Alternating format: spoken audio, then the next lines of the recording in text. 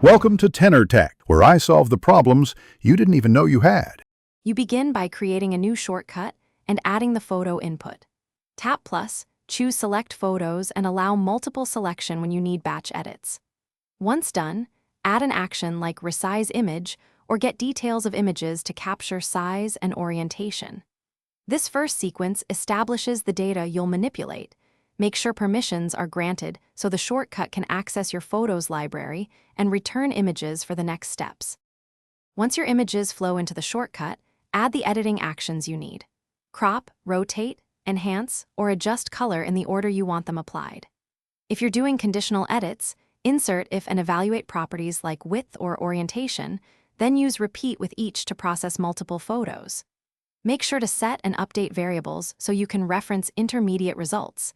This keeps the logic clear and prevents accidental overwrites when chaining many edits.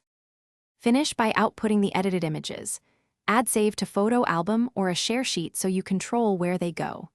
Then test the shortcut with 1 to 3 photos to confirm crop, color, and file size meet expectations.